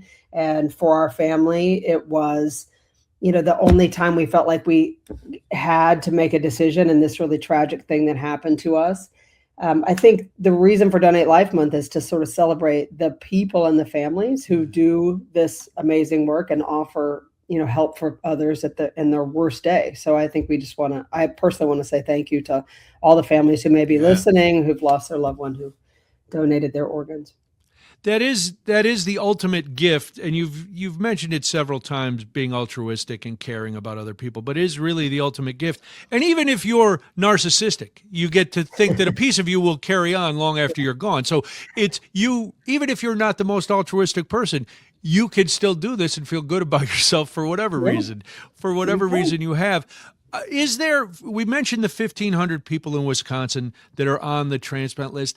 Are there average wait times? Are some of these people, because through my life, I've heard people are on the wait list for years and years waiting for an organ. And do the organs, again, this is a basic question that people who are considering organ donation might not know, but the organ can come from anywhere. It doesn't have to come from Wisconsin. If you're on the Wisconsin list, you can get an organ from anywhere, right? Yes, that's true. Yeah. So the wait list across the nation, I'd say about 80% of the folks are waiting on a kidney, because there's a lot of people with end-stage kidney disease in the United States, and many of them are on dialysis. You're right that the wait times are extensive. So it's depending on people's blood type, they're usually waiting at least a year, sometimes 5 years for kidneys. And a lot of them die waiting. Unfortunately, they just get too sick to even continue on dialysis. For these folks, it's really their only option. And organ donation is the way to get them off dialysis and return them to sort of a working normal life. And it's tough. Now, I mentioned donatelivewisconsin.org and donatelive.net, which is for Donate Live Month. Where you said just go to where can people register? If listening to you today, doctor, they said, you know what, it's not on my driver's license, I should do this, I feel like I want to do this. How can people get on the registry to donate their organs? They can do it at the DMV, but of course nobody loves nobody wants to go to the exactly. Nobody wants to go unless it's there. That's like donating an organ in real time. I don't want to go to the DMV. It's not the best. So a much easier way to do it would be to make your wishes known online. So one of the websites that I think we endorse is heroicdeed.com. There's also Donate Life Wisconsin. That would be .org. So both of those would be ways to do that. Terrific. Well, thank you for the information, Dr. Nicole Neidlinger, a transplant surgeon with UW Health. Thank you for being here. Thank you for sharing the information. Have a great rest of your day. Thank you. Thanks so much for having me. Be back with more. This is Daybreak on the Civic Media Network. Wisconsin wakes up here. Back to Daybreak with Brian and JB. Good morning. Glad you're here on Daybreak. Yes, I say that a lot, and I do mean it a lot. So we're glad you're here. If you want to get involved, of course, 855-75-CIVIC is the number. Phone, text. I don't know how that technology works. You can do either one from that number, but do it. 855-752-4842. I don't know if you were watching Capitol Hill yesterday, but Donald Trump's Federal Reserve Chair nominee Kevin Warsh testified before Congress amid the Powell probe, the Powell probe, because the president has been at odds with Jerome Powell, the current head of the Fed. He doesn't like him because he won't lower interest rates. He doesn't do what the president says, and so he wants somebody new in there because his term is up in August, even though, just a reminder, in case you forgot, Jerome Powell was appointed by Donald Trump. So, like a lot of people in the Donald Trump universe, he likes you till he doesn't like you. And now we're in the phase where he does not like Jerome Powell. But yesterday, his selection for the chair of the Federal Reserve, Kevin Walsh, testified in a Senate confirmation hearing as his nomination faces bipartisan opposition. And man, it got dicey. The opposition centers on a federal criminal investigation into the central bank's current leader. The probe into Fed Chair Jerome Powell focuses on alleged false testimony to Congress about an office renovation, and that threatens to derail or delay Warsh's nomination. You remember when Powell publicly, on camera, went against what Donald Trump said about the cost and corrected him in front of everybody. And that seemed to be the beginning of the end for Jerome Powell, that and the fact that he will not just lower interest rates willy-nilly. Anyway, Warsh voiced support for the independence of the Fed in its role setting interest rates. He used the term monetary policy to describe the central bank's task of adjusting benchmark borrowing costs. His quote, monetary policy independence is essential. Monetary policymakers must act in the nation's interest. He is a former Fed official, by the way, this Kevin Warsh. So he defended the right of public officials, including presidents, to voice their views on interest rate policy, saying such comments do not infringe on Fed independence. Sure, unless you are, as was mentioned not only by Elizabeth Warren, but John Kennedy, the senator from Louisiana, unless you are a human sock puppet, which is how Warsh was described a couple of times. He said he welcomes collaboration with the White House and Congress on non-monetary matters that are part of the Fed's remit, such as banking regulation. Well, then, Senator Elizabeth Warren from Massachusetts, she's a top Democrat on the committee. She responded directly to Warsh's defense of a president's right to criticize the Fed, saying the federal investigation of Powell accounts to a pressure campaign that extends beyond public criticism of Fed policies. Her quote, you said it perfectly fine for the elected officials to state their views on interest rates, but that's not what Donald Trump is doing. Warsh may become a sock puppet atop the Fed, Warren said. Later in the hearing, he was asked by John Kennedy from Louisiana if he was going to be a sock puppet for the president, and he said, absolutely not. We'll see. We'll see if that's the case. There was one of the most condescending comments from Elizabeth Warren. Warsh was answering some question, and he didn't answer the question. He went round and round about it, and she just said in her most dismissive ways, adorable, and then moved on. I was like, oh, wow, you just got pwned by Elizabeth Warren in front of a congressional committee. When asked by John Kennedy if he would be a sock puppet, he said, I'm honored the president nominated me for the position, and I'll be an independent actor if confirmed as chairman of the Federal Reserve. Raise your hand if you believe that statement. Okay, nobody here raising their hand. Are you raising your hand where you are? I don't think so. We know that the president likes to replace people with people who are more adaptive to his whims. Even though he appointed, again, Jerome Powell, now Jerome Powell is saying, listen, the Fed is supposed to be an independent agency. You don't run the Fed. Well, now he's got to go. He's staying till his term is up. He's under investigation. I'm sure once his term is up, the investigation will go away because there'll be no more reason to go after him. But now Donald Trump is handpicking somebody who is going to, for better or worse, do exactly what he says. So we'll see how this plays out. It is, I think, these committees, now they push Markwayne Mullin through very fast, but I think they're starting to wise up where at least there's some debate over some of these potential appointees rather than just rubber stamping everybody and letting them go through. But we'll have to see how it goes. Quickly, before we go to the news, I want to remind you that you can keep up with the show all the time. How, Brian? Well, you can download the free Civic Media app. That means you can listen not only to this show whenever you want, but you can listen to all the other great things on Civic Media. Maybe you want to, after you've been bombarded with news and information and hilarity all morning, you think to yourself, I need some top 40 hits. I need some country music. I need something else. Use the free Civic Media app. Now, you want to listen to something we did. Maybe you missed our really informative interview on organ donations, and you want to go and listen to that again. Well, listen to the podcast. Go to Spotify. All the cool kids podcasts are on Spotify. Go to Daybreak with Brian and Jamie. You can subscribe and you can hear all our stuff. And while you're there, maybe check out Crafty Brewers, Tales Behind Craft Beer. Subscribe to both. Listen to Daybreak with Brian and Jamie first. You want to talk about beer, you can do that too. Listen to Crafty Brewers. There's a plug for me.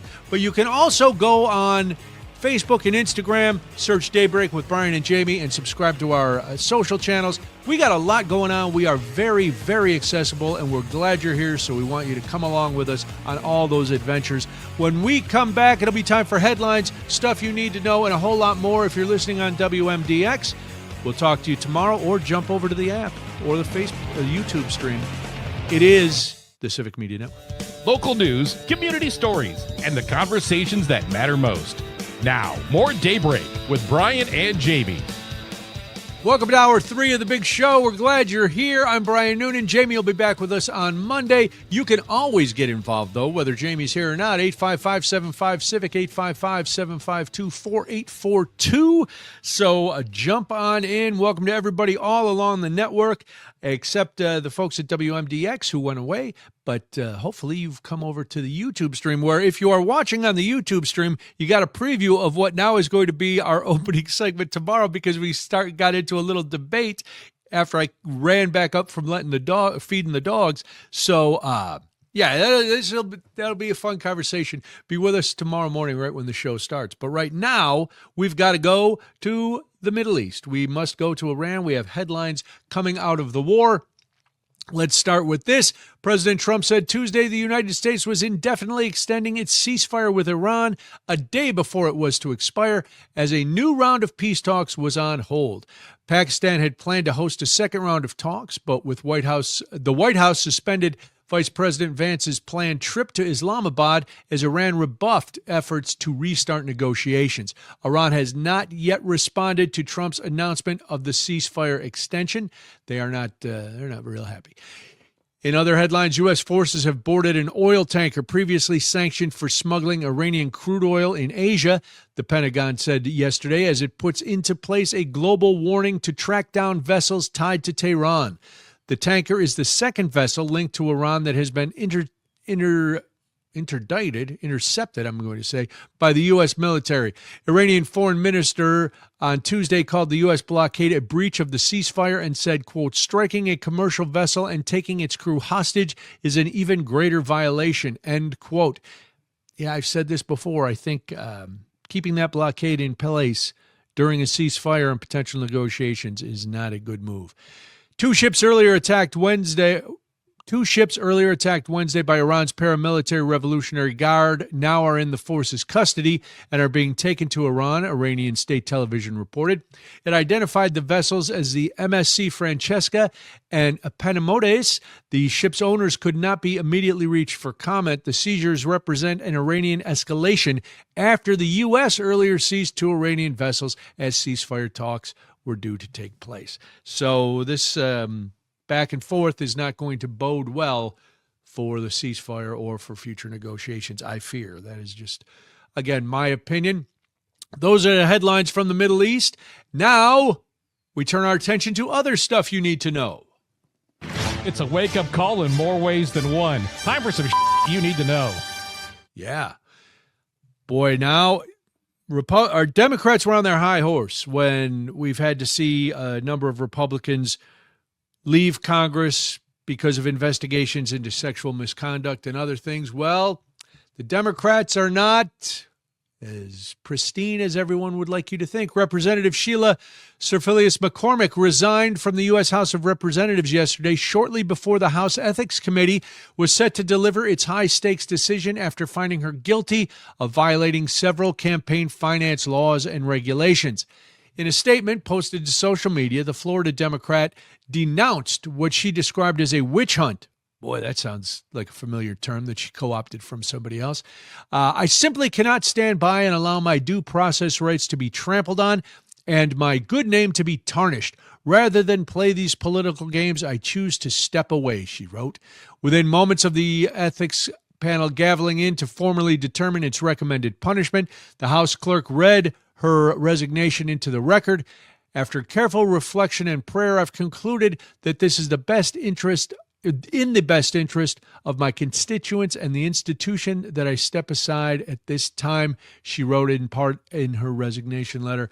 House Ethics Chairman Michael Guest noted that given the Congresswoman had stepped down, the committee had lost its jurisdiction and would no longer consider sanctions against her.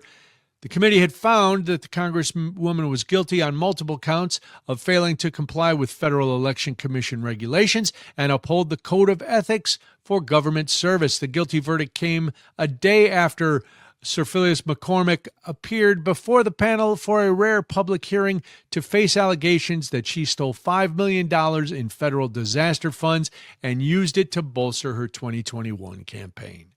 So, as much as sometimes we like to demonize certain Republicans, got to demonize the Democrats when they do the exact same thing. And now she's gone, and we'll see what happens. But it's a shame when anybody does this on either side, but it's also a shame now because as we were looking at resignations that were happening in the last couple weeks, the Republican majority in the House was getting smaller and smaller. Well, now they kept one seat here. All right, some other you need to know. This is troubling as well. Members of the U.S. Armed Services will no longer be required to have an annual flu vaccination shot under a new policy announced Tuesday by Pete Hegseth, the U.S. Defense Secretary. In a video statement posted where? That's right, social media. Good guess.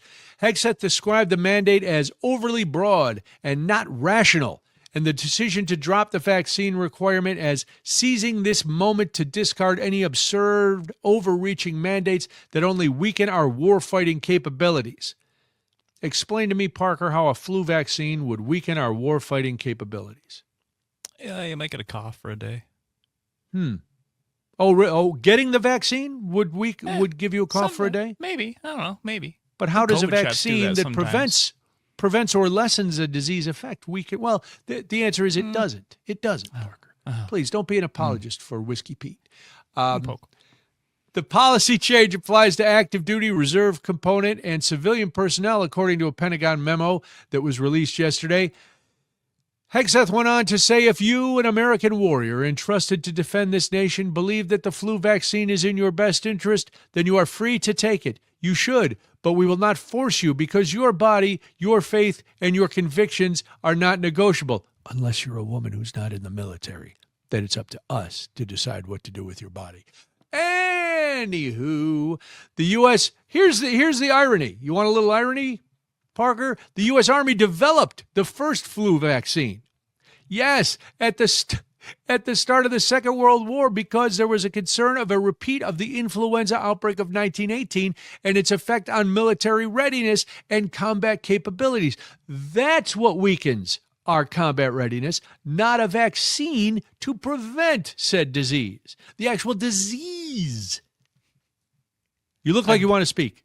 I believe going back even to the Revolutionary War, I believe General Washington had soldiers vaccinated against smallpox at some point because it was so rampant and it was, hurting their fighting abilities. Yes, their readiness, their combat capabilities, and military readiness. Well, so the Army did this. Soldiers served as large-scale test subjects for the program at the University of Michigan. The first widespread use was licensed for the military in 1945, and then it was later passed on to civilians. An annual flu vaccination has been required for service members for more than 80 years. Some exemptions were granted for severe allergies or pregnancy and for administrative reasons, including sincere religious beliefs. Sincere is a big qualifier there. But now, because Pete Hegseth doesn't want a woke military, and I guess woke means believing in vaccines, good luck. Good luck. That's all I can say. In other stuff you need to know, a $6.5 million grant is going to sustain Madison's Children's Museum. We're going to end on a happy note, at least for this part of As You Need to Know. The Madison's Children's Museum will use a $6.5 million gift from a late philanthropist named Jerry Frautschi for maintenance projects. Top priorities include repairing stonework, replacing windows, and upgrading ventilation in the museum's basement. Now, the CEO of the museum, Brenda Baker, says yes, she gets that some of these repairs may seem unglamorous. Why aren't we doing something more flashy? But it's all the building's age, so it needs this kind of upkeep, and it costs that kind of money. The Children's Museum, if you don't know and haven't been to it in Madison, is at 1929 or 100 North Hamilton Street, rather. It was built in 1929, the building. So it was originally a Montgomery Ward store. Parker, that was a popular department store at that time. Department stores are some place where you can go in to a brick and mortar building and they carry all sorts of things, from clothes to shoes to appliances to home goods to tchotchkes to jewelry. They got it all in different, say it with me, departments. That's correct. That makes sense. Yes, the Children's Museum moved into the building in 2010. This isn't the first time that Fracci has given a big gift. He is a noted Madison philanthropist and businessman. He passed away in January, but he's given to the museum before. The original vision for Overture Center, which opened in 2006, included a space for the Children's Museum. But those plans changed. So in 2005, he donated $5 million to help the museum buy the Hamilton Street building and make it the museum's permanent home. He then, in 2023, gave another $2 million toward building maintenance. So congratulations to him, and thank you to him for giving all that money to keep the Children's Museum going. Replacing the first floor windows is the top of the priority list, along with updates to the elevator and the ventilation system in the basement. That's where many of the museum's exhibits are made. The museum has applied for grants and might change what the pool of money they dip into for projects based on what funding they come in. So if a grant to replace the windows comes in soon, for example, they'll shift that money from Fracci's gift to other projects on the list. So that is a nice way to end stuff you need to know for this hour. It's good. This is why, a lot of times people will complain about the rich. Say they don't pay their share, they don't do this, they don't help people. Well, here's a guy, very successful businessman in Madison, philanthropist, helping out causes that really need to be helped out. So kudos. Some bad news if you are looking for a job in Wisconsin. We will get to that next. So much more to come. Yes, I know, Parker. We got a lot of time. I don't know what we throwing up the peace sign at me. What's up, man? What's up? What's up? 2 minutes. The peace sign. I know we got 2 minutes. I'm not throwing it to break yet. I just peace. No, we were done with stuff you need to know. I can only dwell on the negatives for so long, and then there's a lot of negatives. Yeah, we gotta. And I'm looking ahead to what we got left on the rest of the show. I wouldn't say negative, but I'm not going to say the most uplifting. But interesting. It's interesting stuff, and I think it needs to be talked about, and we'll talk about it as much as we possibly can.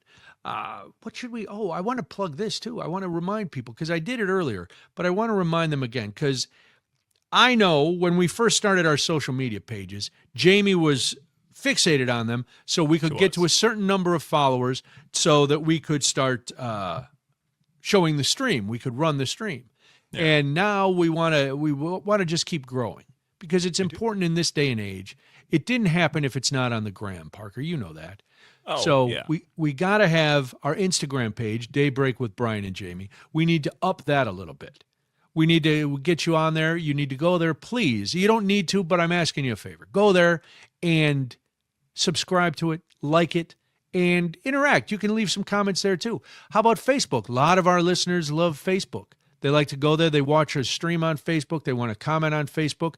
Daybreak with Brian and Jamie on Facebook. Those are all new. So is our podcast on Spotify. And if you think, why do you keep telling us this? It's because you're not telling everybody you know. If you told everybody you know and we had all the subscribers, then we wouldn't have to remind you. So if you're tired of me talking about it, go and subscribe. I'll be grateful. Jamie will be grateful. Frank and Parker, they're apathetic about it, but I will convince them to be grateful and show some gratitude.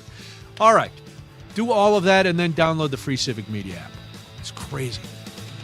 Want to join in on the conversation? Call or text 855-75-CIVIC. Now back to Brian and Jamie. Good morning. Yes, I'm Brian Noonan. Jamie's not here. Where is she? She's on vacation. I don't know where she is. She's in an undisclosed location, perhaps in some beachside bunker, or working, even though she's not supposed to be. We don't know, but we wish her, we hope she's having a good time and she comes back rested and rejuvenated with us on Monday, because then she will be able to share some of the, I was going to say good news, but some of the news of the day. This just came out. Our good friend Ricardo Torres in the Journal Sentinel published this story, and I've known. Interesting side note, Parker. Ricardo, who is now a big-time writer at the Journal Sentinel, started as my weekend producer at another station. Whoa. Yes. He is part Way of, back. I have a coaching tree too. I have a coaching tree of men and women who have produced for me that have gone on to great things. Wow. So Good things to come is what you're telling me. I'm telling you, don't write it off now. Right now, Okay. it may seem very hopeless, but That's comforting. there is hope down the road because here's the other lesson. Once you cut yourself loose of me, good things are going to happen. So, Ah. you know, I don't know if that's the lesson I want you to take. I want you to stick around as long as you want. But anyway, but he didn't make up these numbers. He just reported on the story. According to the Bureau of Labor Statistics, Wisconsin job numbers continued to slide in February as unemployment increased to 3.4%. Are you in the process of trying to find a new job? Has the increasing unemployment numbers affected you? I'd love to hear your story and how long you've been looking and what you're looking for. 855-75-CIVIC, 855-752-4842, because sometimes we don't understand the real cost of these numbers until you find yourself in a position where you are looking for work, and it can be very, very tough out there for a number of reasons. One is age, experience, what industries are looking for people to work for them, where you're at in the state. So a lot of things, but I'd love to hear your stories. Total non-farm jobs were 3,019,900, which is a decrease of 10,500 jobs from January and a decrease of 20,000 jobs from this time last year. Much of what the state is experiencing is happening on the national level as well. According to the Wisconsin Department of Workforce Development, the Wisconsin labor market has cooled a bit along with the national economy, but unemployment remains historically low. As he said, the job declines. This economist from the Wisconsin Department of Workforce Development said job declines are something to pay attention to for sure, but the jobs data in March will offer more context. All right, well, we'll see how March plays out when those numbers come out, or March played out when those numbers come out. But does it concern you when, listen, unemployment remains low? That's fine unless you're unemployed and you can't find a job, because then in your house, unemployment remains woefully high. And so it's easy.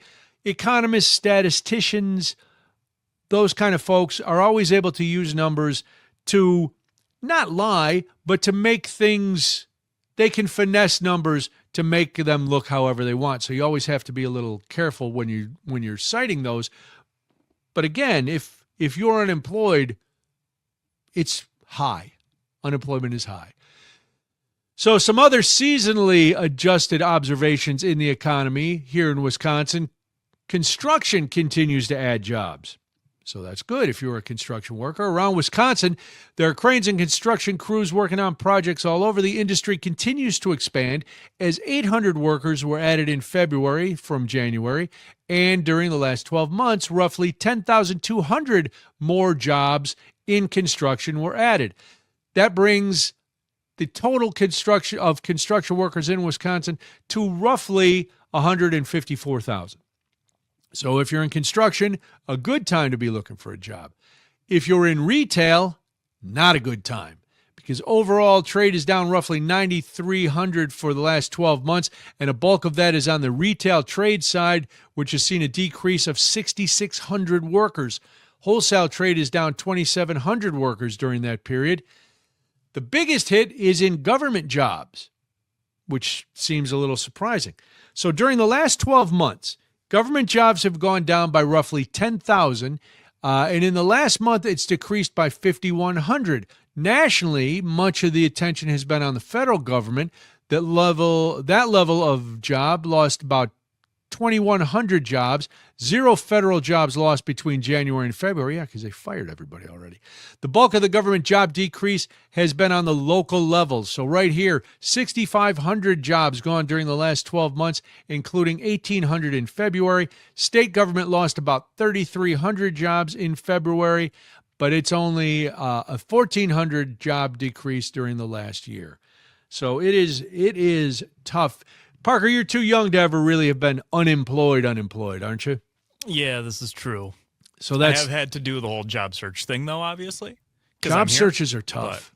And when you are between positions, it can get very disheartening. Now, my wife is still working. She's got a nice job, but she's at the point where she's putting feelers out to see what else is out there.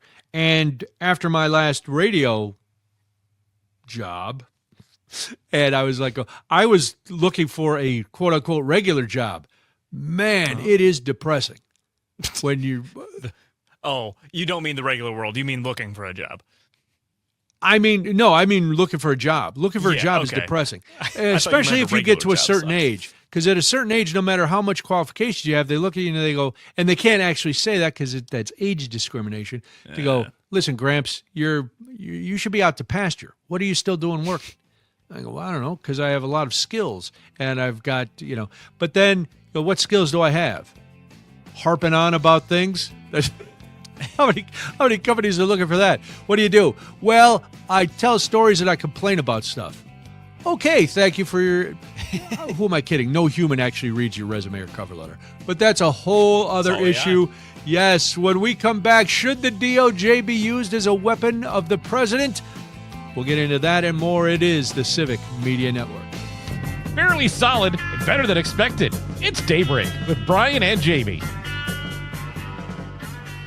I don't know which I am, but I'm one of those two. I'm Brian Noonan. Jamie is the other one. She'll be back on Monday. She is enjoying herself on vacation. And so, yeah, she'll be back. 855-75-CIVIC, 855-752-4842. Should the Justice Department, the DOJ, be used as a weapon by the president? I assume I know your answer, but I want you to tell me why. I want you to hear tell me all about it and tell me your thoughts. Because the Justice Department is barreling ahead with its broad conspiracy investigation into Democratic administration officials, summoning former intelligence officials for interviews and making major shakeups in the Florida-based prosecutorial team. And this is going to surprise you because you're going to say, Brian, well, what did they do? Why are we investigating people? They must have done something. Is it yesterday? Is it last month? Is it? No, my friends.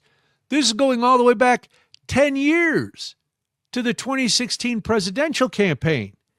We are still, and by we, I mean our administration, is still trying to relitigate, rehash, find reasons, and just completely fixate on things that happened a decade ago.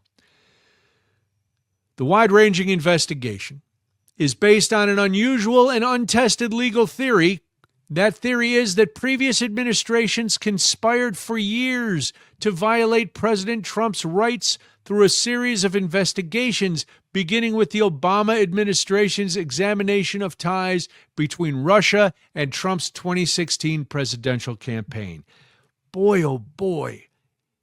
There is a lot of therapy that would need to be given to this president to shake his obsession with Barack Obama. He cannot let Barack Obama go. He is constantly referencing him.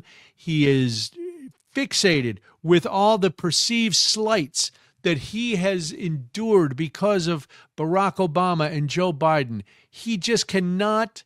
How exhausting it must be to live your life as a perpetual victim. To believe that everybody in the world, except for your sycophants, is out to get you. You're the president. You won the election. Relax. You didn't win the 2020 election. It's been proven. Let it go. But he can't. And so now we are going to start doing that because we used the term witch hunt in the story about the Florida congresswoman who just resigned. She said it was a witch hunt. The Russia hoax and witch hunt was Donald Trump's rally cry for a long time. So back to the investigation. The conspiracy investigation, which is among the biggest and most legally complicated that the Justice Department is pursuing as part of Trump's vow to prosecute his political enemies. I'm going to repeat that again because if that does not send a chill down your spine, you're not paying attention. Prosecute his political enemies. It appears to be gaining momentum, too. The probe is part, and that's, if you remember, why did Pam Bondi get fired? Part of it was he was unhappy with the pace at which she was prosecuting his political enemies. He wanted it faster. He wants to vanquish his foes, and he wants to use the Justice Department to do it, and the Justice Department is supposed to be acting independently of the administration. Crazy. All right, so it's the probe in part is looking at the decade-old actions of former officials in President Obama's administration, including former Director of National Intelligence James Clapper Jr. and former CIA Director John Brennan, who played significant roles in investigating the Russian ties. The Justice Department is seeking to prosecute the bulk of the case out of the U.S. Attorney's Office in South Florida and has apparently impaneled a grand jury in the Fort Pierce Courthouse, which is part of the Southern District of Florida. Now, why is that important? Well, because the fact that the grand jury has been impaneled this year in Fort Pierce means that the grand jury proceedings probably would be overseen by U.S. District Judge Aileen Cannon. You may recognize that name because she is a conservative favorite who made the controversial ruling to dismiss the federal mishandling of documents indictment against Trump. So the fact that this is all being handled in her district is very telling. If you're thinking, well, is this another coincidence? No. This one's not a coincidence, my friends. This one is on purpose. So let's continue.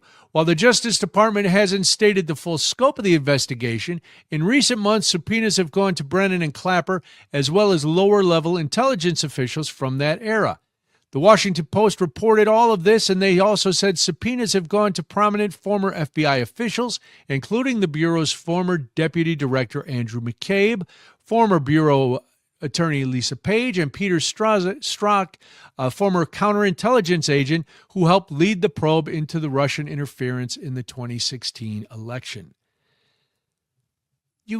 Parker, you may not remember 10 years ago because you were in high school and probably not really caring too much about politics.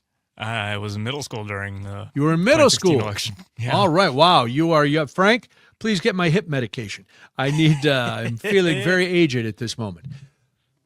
But this was a big deal, this Russian interference, and there were big investigations, and as there should be, because there was evidence that pointed to the fact that it could be, if not was, true. But now we have to go back. We got to go back and rehash this, and we're going to bring up everybody who did their job. Anybody involved is going to be called to the carpet. On Monday, prosecutors but as with all things, as with all things in the Trump administration, let's jump ahead and then have to backpedal. And that's what they did, because on Monday, prosecutors withdrew those subpoenas and instead asked those subjects to sit for voluntary interviews with investigators, according to a person familiar with the case, to which I would say, if I were one of those people, pound sand. I'm not sitting down with you. I'm not rehashing something that happened 10 years ago that is not true. I was doing my job. I'm in the counterintelligence business. I'm in the FBI. I was given a case and I investigated it. If you don't like the fact that there was a case, maybe don't get involved in things that seem sketchy, and then we wouldn't have to look into them. The latest steps in the investigation come in the weeks after Trump ousted Attorney General Pam Bondi, and as the upper ranks of the Justice Department are filled with uncertainty over the president's long-term leadership plans for the law enforcement agencies. Yes, that's because Todd Blanche is the interim Attorney General. Todd Blanche wants to be the permanent Attorney General. So Todd Blanche, who was, let's remember, the president's personal attorney, now is acting as the president's personal attorney on a much wider scale as interim head of an agency that is not supposed to be the president's personal attorney. But here we are. So Blanche last week released the first report from the department's weaponization working group, detailing what he described as the Biden Justice Department's improper targeting of anti-abortion protesters. So everybody is, I had never heard of the weaponization working group. That sounds very big brothery. Sounds very too much surveillance for me, but it is what's happening in the Justice Department now. And again, is this something that you want to see? Are these reports that make you comfortable with what's going on?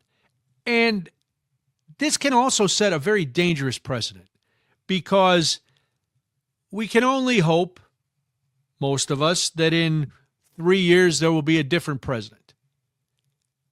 That president will then bring in its own Justice Department, but damage will have been done. And to set the president and be able to go to set the precedent of going back and subpoenaing and then withdrawing those subpoenas, but investigating people in the government who were doing their job. They're not, now, to be clear, they're only being investigated because they are Trump's perceived enemies within the Justice Department and within the government. These are not people who are being accused of financial malfeasance. They're not being accused of sexual assault. They're not being accused of any other kind of government corruption. They are being harassed, investigated, and subpoenaed because they did their job, and not in a follow the rules kind of way that we discussed with ICE agent accountability. This is not the kind of they followed the rules and did something illegal. No, they followed the rules within the law. They followed an investigation where it led them. And just because you don't like where the investigation led them does not mean that you get to suddenly go back and try to relitigate everything and to punish. The Department of Justice is not the dean of students. They don't get to hand out detentions and they don't get to suspend you. They're supposed to enforce the law, and not the law that is imagined by the person in charge, but the law that is laid out not only in the Constitution, but in the laws of this country. And it is infuriating to me that we have allowed this to happen. And by we, I mean not just the voters. We voted for, this was the will of the people, I guess. We'll see. But Congress, and it does all come back. It does all come back to Congress having a backbone. But we know majority rules, and right now the Republicans are in the majority. Will that change in November? Cross your fingers. Maybe it will. But until then, Todd Blanche is going to act purely in the interest of Donald Trump. There's no reason to believe he won't. All protestations to the contrary, and he's not even making any protestations to the contrary. That's the problem. They're doing all this in the open. So we can see it, but we're not supposed to believe it, right? Cindy chimes in on the text line. You can too, 855-75-CIVIC, 855-752-4842. She says, great, more corruption. Yes, listen, if there's, the slogan should not be Make America Great Again. It should be Make America Grift Again, because this whole administration, and I'm sorry if you are if you're one of the people who backed this and voted for this, I'm sorry if you're offended when I say this whole administration is giving us exactly what they said they were going to do, and so much more when it comes to being above the law and going after their political rivals and enriching themselves at the cost of Americans. It's all going to be there. And I didn't want to waste a lot of time on this, but I saw Tucker Carlson yesterday saying, oh, I'm so sorry I backed Trump. I didn't know. I didn't vote for this. I don't realize this. Hey, shut up, Tucker Carlson. You spent years doing nothing but spreading disinformation. You were lying. I'm not going to even make it nice to say disinformation. You lied to the American people and pushed this agenda for this administration. And now the chickens have come home to roost, and you are not happy to be part of that coop. You did this. You got to own it. You got to live with this. You want to change? that's fine. But you get no grace. You get no forgiveness. You don't get to change your tune all of a sudden and have everybody forget. You want to change your tune and, go forth and sin no more? That's fine. But don't come looking for any sort of exoneration from your past acts, because that is not happening. Okay, listen, enough of that. Let's talk about air travel. That's always pleasant, isn't it?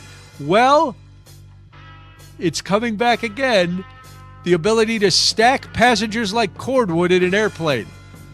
It may be a little more refined than that, but it may not be. So stick around. We'll talk all about it. This is Daybreak. I'm Brian Noonan, and this is the Civic Media Network. Now back to more of Daybreak with Brian and Jamie. Yes, sirree. We are in the home stretch of Daybreak. I'm Brian Noonan. Jamie will be back with us on Monday, but you're here now, and I'm glad you are. 855-75-CIVIC, 855-752-4842. What's your least favorite part about air travel? Is it actually getting to the airport? Is it the experience on the plane? What is it, your least favorite part of air travel? And the reason I bring this up is because this is a subject that came up a couple years ago, and now it's back rearing its ugly head. I will say at the outset, as a guy who's 6'5", and I know Frank will commiserate with me, 6'5", and without the money to fly first class. And also a lot of the flights I take are in the U.S., and they don't have first class. They may have the exit row if you get really helpful. The room on an airplane, the seat size, the depth of the aisles is woefully small. That seems to be the big problem. And even people who are not as tall as we are, Frank, and not as big as we are, have trouble with the seats. Well, in order to remedy that, or if you're cynical, jam more people onto a plane, the idea of double-decker airplane seats is back. They're bringing it back? They're bringing it back. The double-level airplane seat concept, this time, a designer, Alejandro Nunez Vicente, calls it the ultimate final statement. Now, I urge you to go and find a picture of this because it's intriguing this time. It still is double-decker. So not like bunk beds where, say, Frank would be completely above me, but it angles. So imagine a staggering, like steps. So you have two levels of seats. The top level is a little bit ahead of the lower level. And when you recline back, there's a little screen that comes out so you can't be dropping stuff on me. If you're in the bottom seat, it reclines and your feet can go underneath the level in front of you, which would eliminate my knees being banged into by every yahoo who wants to throw their seat back willy-nilly without checking.